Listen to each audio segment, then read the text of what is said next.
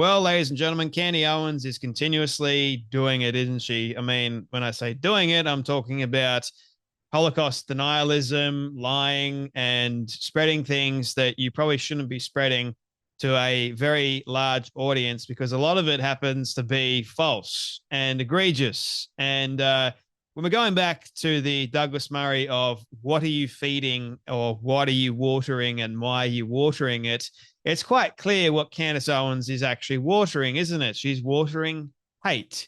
She's watering this revisionist history narrative, but it's one that demonizes the Jews, one that makes the Nazis out to be like they were the good guys, especially in this particular take we're about to watch, and then also going against her own country. Like America is the problem. The same America that she's living in currently and profits off quite considerably. In fact, the founding of America, the country she apparently loves and claims that she's America first for, the American spirit, all of that stuff is fake and gay. How about that? And also, she says that Brigitte Macron is now, or was now, part of the 1970 Stanford prison experiment. So she wants to try and prove that because apparently Jean Michael was a name of one of the people as part of the experiment. And if you want a quick side note, Jean Michael was one of the most common French names of the 1950s to 1970s. So she wants to try and, like, she's nuts. She's really nuts. But because Candy's saying it, everyone goes, she must be right. And like Michael Knowles said, Candace can convince you of pretty much anything if she wants to. Now, if Candace is speaking and is able to convince you of pretty much anything, even though it's wrong, that should tell you everything you need to know, not only about your brain capacity or your intelligence, but also her convincing ability. Consider rather demonic, couldn't you? If anyone is able to do that, it makes you, or it should make you worry. So over the weekend, Candace Owens and Milo Yiannopoulos, whatever his name is, British commentator. Lots of people seem to think that he's far right. He's just apparently calls himself an ex-gay. Okay. Whatever that means. Anyway, according to Candace, and well, the whole founding of America was a lie, and Freemasons. So apparently Freemasons are Jewish people.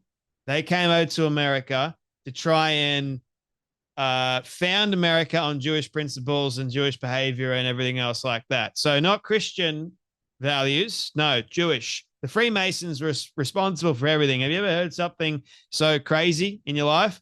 Yeah, because these two are trying to peddle it. And all of it is fake and gay.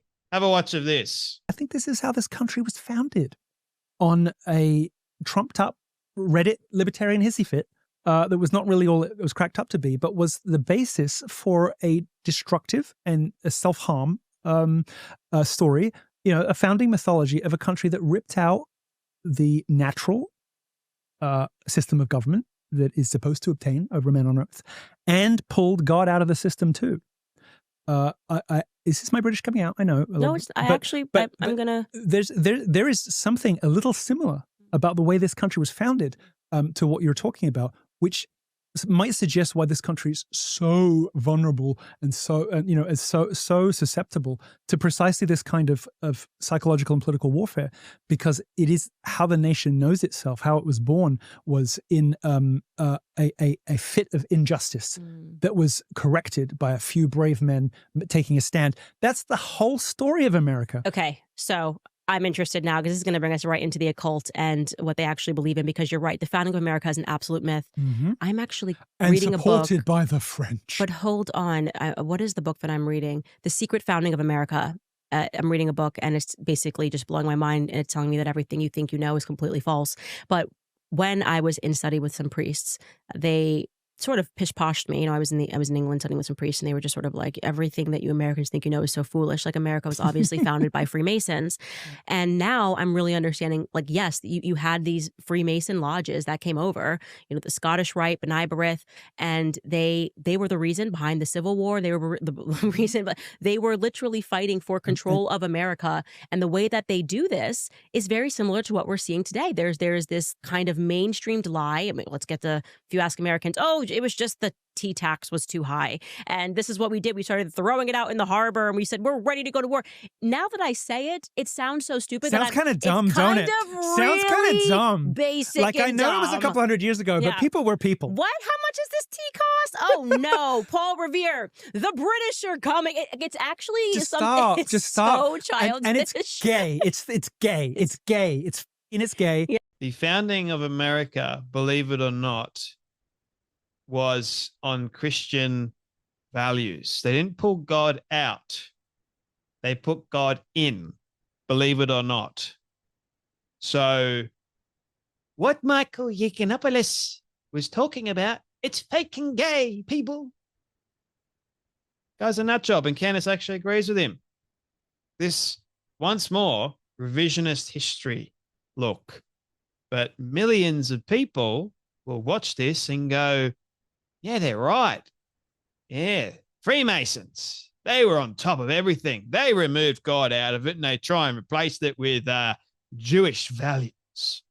That's what it's all about. The founding of America is really the Jews controlling America. That's what it's all about, man. Not getting away from the British, not creating a republic, nothing like that. It's, the Jews, the Freemasons, they're the culprits here. We're all being lied to about the Boston Tea Party. It's all a huge and utter lie, according to Milo Yiannopoulos. Anyway, Mikhail Olson goes, oh, look, it's the America First. People telling us what they really think about America. They actually hate America, believe it or not. Joel Berry goes, the woke right talks about getting rid of the post-World War II consensus. But what they won't tell us, or tell you, is that they're also interested in getting rid of the post-Revolutionary War consensus. He said that quite a while ago. And he goes, guess I'll tap this sign again. He was right. We're going to change up the Revolutionary War history, because what you guys were initially told is factually incorrect. These people were actual dingbats. James Lindsay goes, how about that? I wonder why they go after me so much and so hard. He's right. These people have got serious problems. And so that is one side of the equation. That was just over the weekend. And then recently, so connecting the dots here, right? So we had Candace trying to pinpoint Brigitte Macron as a Stanford prison experiment. And then she goes with Milo Yiannopoulos about how America is fake and gay. And she claims to be a proponent of being America First, the American spirit. And then, again, connecting the dots here, Candace pushes Holocaust denial. She claims the more dramatic stories only manifested decades later. So Mengele, the angel of death, all of the things that we saw that took place during the Holocaust, they only came out much, much, much later on. Not what, we have personal eyewitness accounts at the moment, like at the time it actually happened. No, all of them, the most dramatic stories, they came way after. They manifested decades later. Have a watch of this. So the reality is that the more dramatic stories pertaining to the Holocaust did not actually begin to manifest until decades after the event. In fact, even the stories about Dr. Mengele, an Israeli historian, Ephraim Zeroff, discovered that his image among former Auschwitz inmates who were interviewed right after the war was harmless. The angel of death who committed unspeakable tragedies evolved slowly over time. And in this evolution, regular people began to wonder, are we really to believe that everybody just jumped in and took place and took part in this evil? Are people just intrinsically evil that if you see somebody doing these terrible things, you're going to jump in? Like all of these Nazis did this because, you know, you got to justify the Nuremberg trials. You're killing everybody, right? And people are going to ask that question.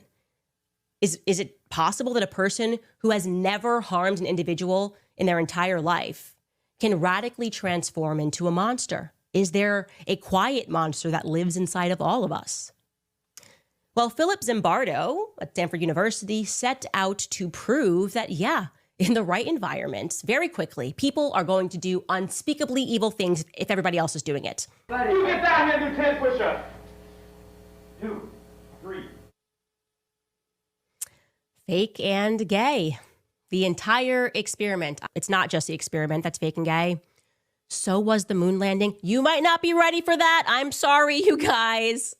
She ultimately equates the Holocaust, the Stanford prison experiment. Again, we're trying to connect the dots here if there's actually any dots to really connect. Now, I want to point out this book, Dr. Edith Eger, who I've actually had the pleasure of interviewing. She wrote the book, The Choice. She actually danced in front of Joseph Mengele, the angel of death. Wild, isn't it? She faced him. The man was pure and utter evil. There were many, many evil Nazis. But according to Candace Owens, she wants to try and say, oh, well, if you put in the right situations, can everyone become evil? Not everyone, no. If you're forced, gunpoint, not everyone's going to do it. A certain selection may, yes, that's the whole point of the Stanford prison experiment. But not everyone's going to do it. I know I wouldn't do it. I don't think I could live with myself if I did that. But the problem that we've got is people like Candace Owens that have this hell-bent attitude towards linking things that shouldn't even be linked, connecting things that shouldn't even be really connected, and saying, well, Joseph Mengele, he wasn't really that bad. We're going to look at the Nuremberg trials. We're going to try and, are they really justified? You know, all of these dramatic stories that came out of Nuremberg, they came out decades later. They weren't actually, you know, real at the time they really happened. No, none of that sort of stuff.